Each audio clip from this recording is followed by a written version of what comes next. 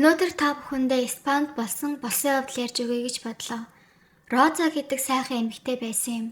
Тэр 16 настайдаа Рубен гэх залуутай танилцжээ. Тухайн үед Рубен нэгэн клубт ажилладаг байсан гин. Роза тэр клубт орж ирээд хэд хэдэн дуу захиалсан ч Рубен тэр дуунуудыг нь тавиагүй юм. Рубен клубын DJ маягийн ажил хийдэг байсан бололтой. Яагаад тавиагүй юм бол эсвэл чадахгүй байсан уу тэр нь тодорхойгүй. Ямар ч тач Роза хүлээгээд л байсан ч өөрийнх нь захиалсан дуу хизээч гараагүй учраас гарыгээд бодоод явах гэтэл Рубен гинт араас нь гарч ирээд дараа дахиад уулзч болох уу гэж асуусан. Ингээд Роза Рубен хоёрын түүх эхэлдэг.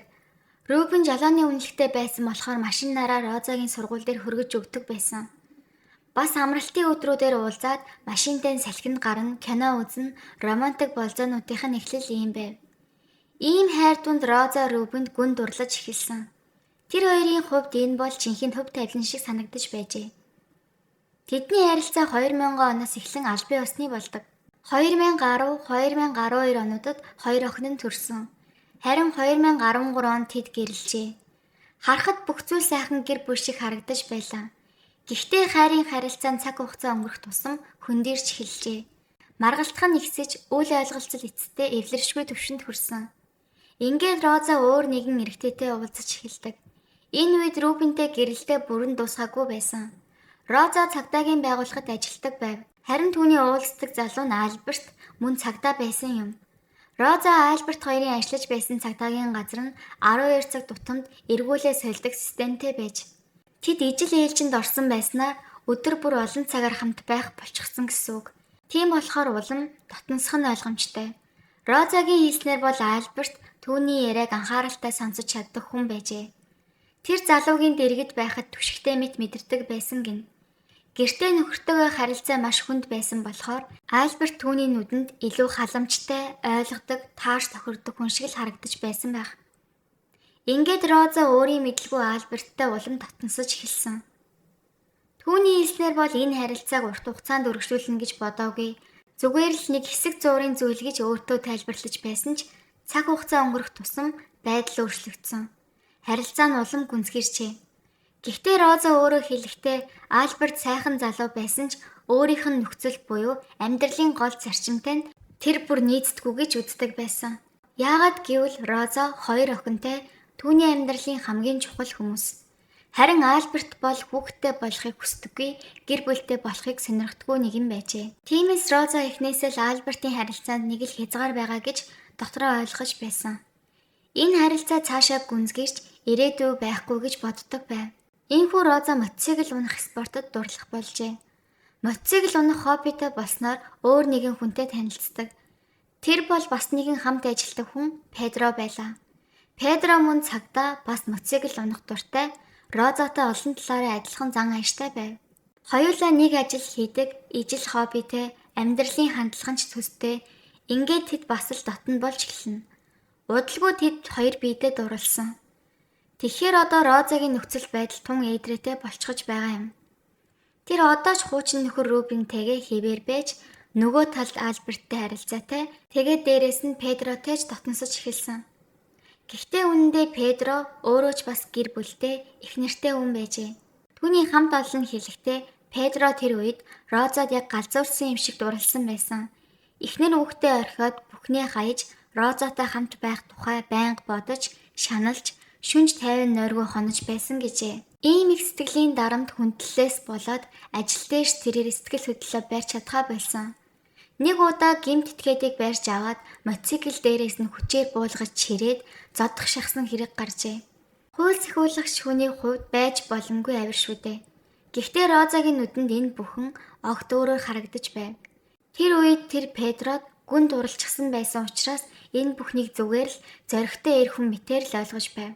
Роза дараа нь хэлэхдээ Педро үргэлж надад тусалдаг, хүнд хэцүү үед дэргэд байдаг, өрөвч, халамжтай хүн байсан гэжээ.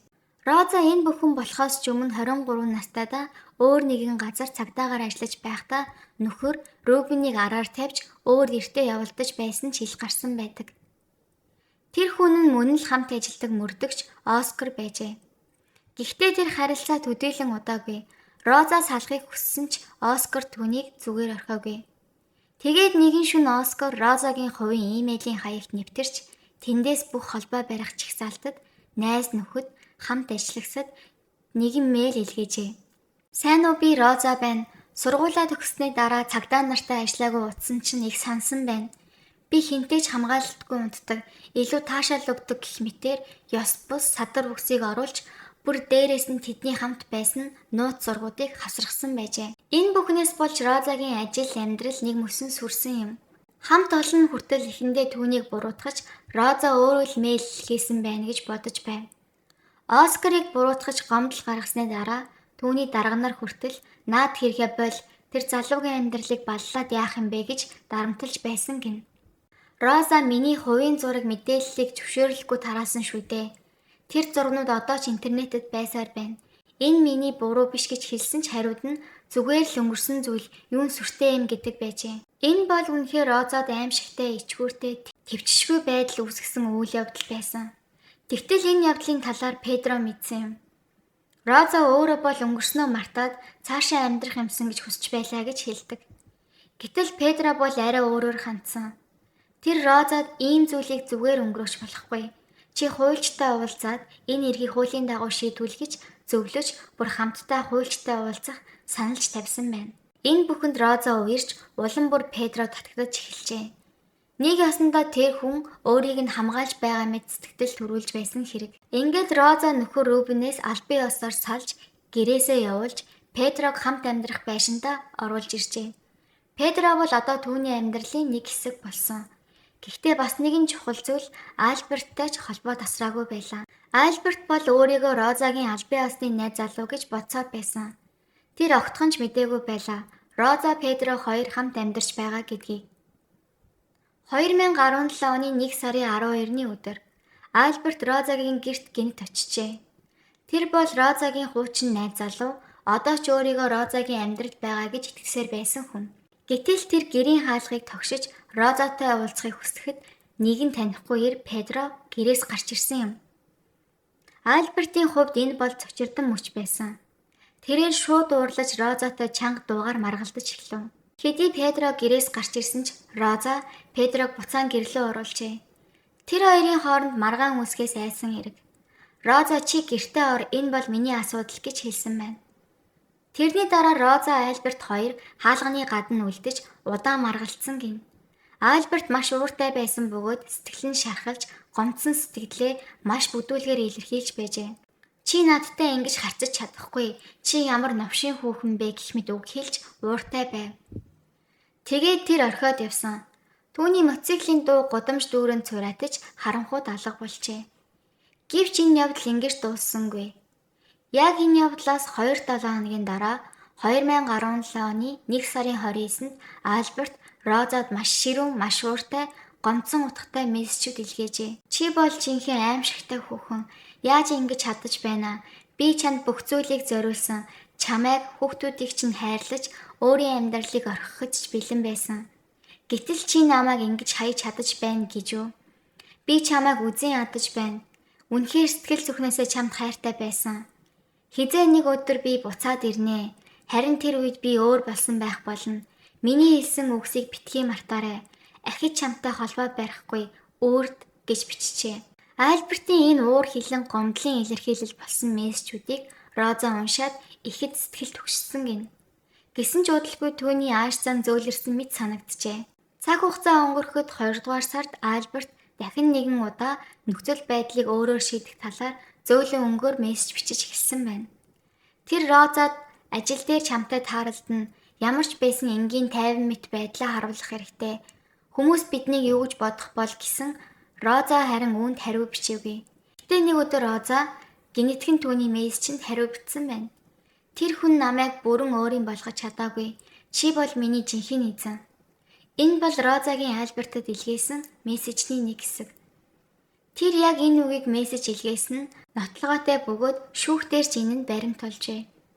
Гэхдээ асуудал юу байсан бэ гэвэл Роза өмнө нь Альбертийг амар хүн надаас хол байгаасаа гэж хүсдэг. Хэрвээ дахин ойртвол би амиа алдна гэсэн мессеж олон удаа илгээж байсан. Тэгвэл яагаад дараа нь чи бол миний жинхэнэ эзэн гэж бичв. Шүүх, прокурор олон нийт сэтгүүлчдийн дундаж энэ зөрчилтэй мэдээллүүд нь ихээхэн эргэлзээ төрүүлв. Хин нэг амар гэмт хэрэг үйлдэх үеигээс сэжиглэж өөрийгөө золиос мэт мэдэрдэг хүн ийм романтик үнэнч байдлыг илэрхийлэх мессеж бичнэ гэж юу? Ийм эсрэг тэгсрэг агуулгатай үгс нь хожим шүүхтээ Розад маш том асуудал дагуулсан. Шүүгч түүний сэтгэл санааны байдал тогтворгүй эсвэл худлаа яриад байна гэж хардах суурь болсон. Энэ бүхэн бол 2017 оны ихэнх сард өрнөсөн үйл явдлууд. Харин 4 сарын 8-нд Роза найзуудтайгаа хамт нэгэн кафед уулзаад сууж байхдаа Альбертад гинэт мессеж биччихжээ. Хэдий тэр түүнээс холдохыг хүсч байсан мэт харагдаж байсан ч тэр өдөр түүний сэтгэл эргэлзэж бодлоо өөрчилсөн бололтой. Би чамтай өөр үед уулзахгүй гэж бодож байгаа. Гэхдээ одоо найзуудтайгаа хамт байна. Ингээд хамт сууж байгаа дээр ирж болох юм шиг байна. Хувийн уулзалт биш шүү дээ. Тэгэхээр зүгээр байхаа. Эрхийг хүсвэл эрг гэв. Энэ бол намайг ирээд хаар надтай уулзаач гэсэн далд утгатай үг байлаа. Альберт мэдээж ирсэн. Тэр Розагийн сууж байсан газар руу шууд орж ирээд бүх найзуудынх нь өмнө түүнд нэгэн жижиг хайрцаг өгчээ. Дотор нь юу байсан бэ? Мэдээж бүгж. Тэр Розад бүгж өгч дахиад нэг бодоод үзэж болохгүй юу гэж хэлжээ. Яг л ямар нэгэн романтик кинонд гардаг шиг дүр зураг. Харин Розагийн нэг найз хэлэхдээ Роза тэр өдөр 2 гартаа 2 бүгж зүүсэн байсан. Нэг гартаа Альбертаас авсан бүгж, нөгөөдөө Педрогийн өгсөн бүгжийг зүүсэн байжээ. Тэр хоёр бүгжийг ээлжлэн хараад хэнийг сонгох вэ гэж дотроо бодож байх шиг л харагдсан гэв. Шүүхтэр энэ найз нь мэдүүлэг өгтөө Роза Педрог тэр их сайхан залуу, бас тэр илүү сайн хэмээн илүү гүнзгий утгатай зүйл ярьсан гэж хэлсэн байдаг. Гэвч Роза үнийг эрс үгүйсгэж би тийм зүйл хэлээгүй гэж мэдүүлсэн. Гэхдээ тэр бас Педрог сонгосон нь үнэн гэж хүлээн зөвшөөрсөн байдаг. Анхнаасаа л би Педрог сонгосон байсан. Тэр хүн миний охтыг хүлээн зөвшөөрч миний амьдралд орж ирсэн хүн. Тэр бидэнтэй хамт амьдарч аав биш ч гэсэн ах шиг хандаж чадна гэж амласан гэжээ. Гэвч энэ сонголт Розад сэтгэлийн амар амгалан авчираагүй. 2017 оны 4 сарын 8-нд Альбертаас бүгж авч эцэст нь Педрог сонгосон гэдгээ шийдсэн Роза. Тэр л өдрөөс яг 7 хоногийн дараа 4 сарын 15-ны 5 цаг 22 минутад найздаа дараах мессежийг илгээжээ. Өмнө нь би Педротой үнэхээр ад жаргалтай байсан. Тэр надад хүссэн бүхнийг өгдөг, сайхан гэрлэх санал тавьж, гэхдээ одоо бид хоёр байнга хэрэлдэж байна. Ганцхан 7 хоногийн дотор бүх зүйл өөрчлөгдсөн байв.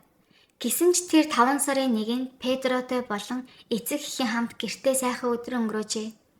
Розагийн дурсамжаар бол тэр өдөр нь маш онцгой.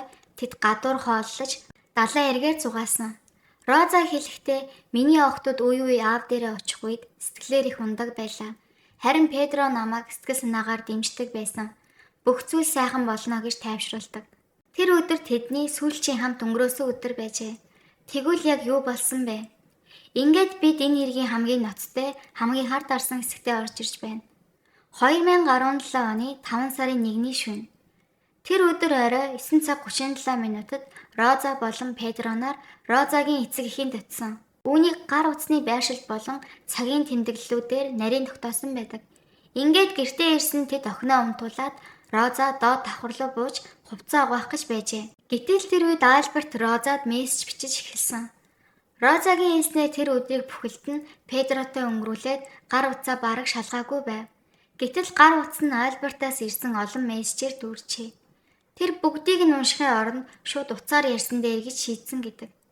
Тэгээд 9 цаг 51 минутад тэр Альберт руу залгасан. Тэдний яриа 4 минут үргэлжилжээ. Яг юу ярьсан нь мэдэгдээгүй, гэхдээ удалгүй Альберт Розагийн гэрт очсон байна. Альберт аль хэдийн тэдний байшингийн хашаа даван орж ирсэн байв. Тэр нүрээ халахалж, бээлийн өмссөн, бүрдсэн хүүрсэн байжээ. Мөн түүнийг буу сүхтэй байсан гэж Роза мэдүүлсэн.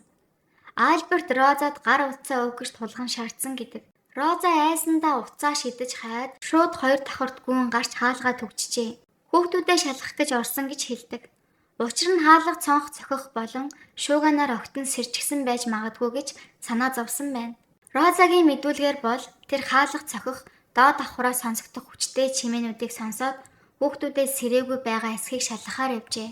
Гэтэл Педро байшин дотор байх ёстой байсан ч тэр алга болсон байв. Роза гинэт Альберт Педрог алчихсан юм болов уу гэж бодсон гин. Тэр үед Альберт дуурав. Доошо буугаад ир үгүй бол би өөрөө дээшээ гарна шүү. Роза доош бууж хаалгаа онгойлгож өгчээ. Тэр мөчид Альберт түүн рүү хүүтнээр харж ганцхан үг хэлсэн. Үүнийг цэвэрл. Роза гайхаж юу гэж асуунгаа эргэн тойрноо ажиглав. Педро байхгүй байлаа. Тэр мөчид Розагийн толгойд шууд л бодлоо эргэлдэж эхэлжээ. Педро хайдчихсан юм бол зүгээр л зүгтсэн гэж үгүй байлгүй дээ. Альберт түнд ямар нэг юм хийсэн юм биш байгаа.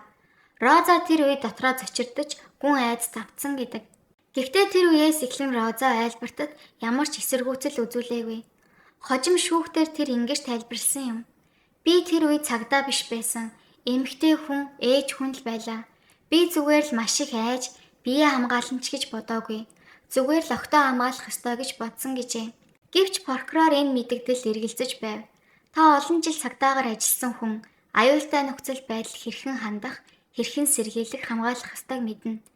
Тэгэхээр яагаад та тэр үед ямар ч арга хэмжээ авалгүй, ямар ч эсэргүүцэл үзүүлэлгүй түүний хэлснийг дуулууртаа дагсан юм бэ?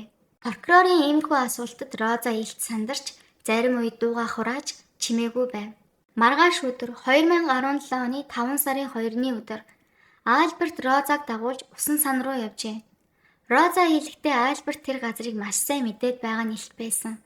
Хамт явж байхад би бодсон. Тэр аль хэдийн энэ газрыг судалсан юм байна. Тэр хоёр модон дунд очиод Альберт машинаа савтай бензин бариад Роза руу ирсэн. Яг тэр мөчөд айж зүгээр л гүйж эхэлсэн гэж Роза хэлжээ. Альберт Розаг машинаараа хөөж чи миний машин суухгүй бол чамаас төрүүлж танаа гэрт очиод октыг чи алан шүүгийг сүрдүүлсэн байна. Ингээд Роза өөр аргагүйд хурж Альбертийн машин сууж гэртээ очсон. Тэр үед огт нь гэртээ байж байсан учраас тэдэнд ямар нэгэн зүйл тохиолдох вэ гэхээс айсандаа өөрийгөө золиослох болсон гэж тайлбарлсан байдаг. Гэртээ ирсний дараа Роза юу ч болоогүй юм шиг байсан. Тэр хүнд айдас хашгирмаар сандарлыг дотроо дарж зүгээр л амьд үлдэхийн тулд чимээгүй байхаар шийджээ. Харин дараа нь юу болсон бэ? Машины тээшнээс шатсан цогцос олдсон. Тэр нь Педрогийн цогцос байсан батлагдав. Түүнийг голын ойролцоо шатааж хайсан байжээ. Роза болон Альберт энэ нэргийн хамсаатан гэж сэжиглэгдэж хэргийг хамт үйлцсэн байж магадгүй хэмээн мөрдөн байцаалт үргэлжилсэн. Шүүх хурлын үеэр Розагийн өнгөрсөн амьдрал олон ирчүүдтэй холбоотой байсныг олон нийт ихэд сонирхож хэвлэл мэдээлэл түүнийг бэлэвсэн эмэгтэй хэмээн хочлох болов.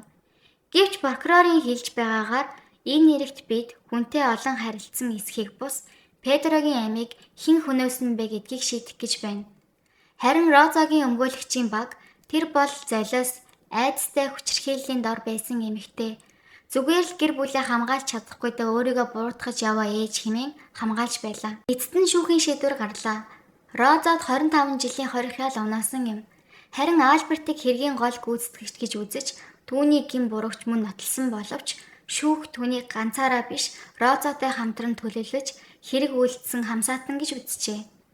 Розаг зүгээр л айж чимээгүй байсан хохирогч биш харин бүх зүйлийг урьдчилан мэдэж байсан Альбертыг сэтгэл зүйн хувьд өдөөнд хүргэсэн, өөрийн амьдралд тулгарсан нөхцөл байдлыг ашиглан хүмүүсийг удирдах сурсан, тодорхой хэмжээнд гэмт хэргийн төлөвлөгч хамсаатан байсан гэж үзжээ. Шүүхийн дүгнэлтэд тэр бол зүгээр нэг хөндлөнгийн хүн биш, нөхцөл байдал бүрдүүлж Альбертыг чиглүүлсэн хүн. Түүний үг, үйлдэл, хоёрдмол харилцаа нь энэ аимшигт гэмт хэрэгт хүргэсэн гэж онцлсан байдаг. Ингэснээр Роза зөвхөн бууж өгсөн эмэгтэй байгаагүй, харин ч эргэлзээтэй хоёрдмол байр суурь, хоёр хүний дунд хийсэн тоглоом, мэдрэмждээр нь тоглосон хандлага нь хамгийн ноцтой хариуцлагын суурь болсон юм. Ингээд Роза шоронд хоригдсон. Тэр одоо ч Таррагонагийн Мас Энрикс шоронд ял эдэлж байгаа бөгөөд өөрийгөө тэр гэмт хэрэгт буруугүй хэмээн мэдүүлсээр байна. 2021 онд Испаний дээд шүүх түүний дав цаалдах хүсэлтийг хэлэлцсэн ч анхны ялыг хэвээр үлдээжээ. Гэвч олон нийт энэ хэрэгт хоёрдмол ханддаг хэвээр. Зарим нь тэр үнэхээр сэтгэл зүйн хүчирхийлэлд давтаж аргагүй ихэнд амаа амигсан ээж байсан юм биш үү гэцгээж байхад нөгөөдөл нь хэтэрхий олон хүний хуурч өөрийн ашиг сонирхлоор хөдөлдөг эмэгтэй байсан ямар ч байсан нэг хүний амийг алдахад оролцсон үнэн гэж үздэг. Энэ нэргийн дараа Испанд шүүх системийн хүүсийн тэгш байдал, сэтгэл зүйн хүчирхийлэл, гэр бүлийн нөхцөл байдал дах эрх мэдлийн тэнцвэргүй байдал зэрэг сэдвүүдийг эрчимдээ хэлэлцэх болсон. Netflix шинэ хэргийн талаар Розагийн бичлэгүүд нэртэй баримтат кино бүтээсэн бөгөөд Розаг шоронд байхад нь ч өөрийн үнэн гэж итгэж буй зүйлсээ шууд ярьсан ярилцлагуудыг оруулсан байдаг. Роза шоронд хоригдсноос хойш Испанид энэ хэргийг маш их сонирхож эхэлсэн.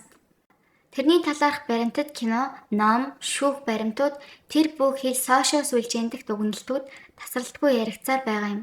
Харамсалтай нь Розагийн талаарх сөрөг ойлголт өнөөдрийн хүртэл бүрэн өөрчлөгдөөгүй. Түүнийг хар бэлэвсэн Ааз гэж нэрлэж байв. Ирчүүдийг мөхөл рүү хөтэлдэг эмэгтэй. Зарим хэвлэл бүр түүнийг хүүсийн хувьд ирчүүдийг ашиглан амьдралаа авч явдаг тоглогч гэж бичиж байв. Роза энэ бүхнийг их шаналлтайгаар хүлээж авсан гэж ярьсан.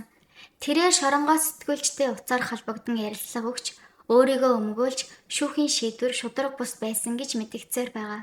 Энэ бол зүгээр нэг хайр дурлалын гурвалжин биш. Энэ бол эрэгтэй эмэгтэй хүмүүсийн хоорондын эрх мэдлийн тэнцвэргүй байдал, айдас, итгэлцэл, хуралд, гэмт хэргийн хойных сэтгэл зүйн цохилт, тэр байтугай шүүх, хэвлэл мэдээлэл олон нийтийн хандлагын талаар асуулт тавьсан бодит хэрэг байлаа.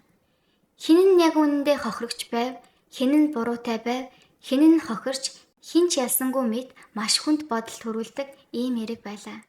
За ингээд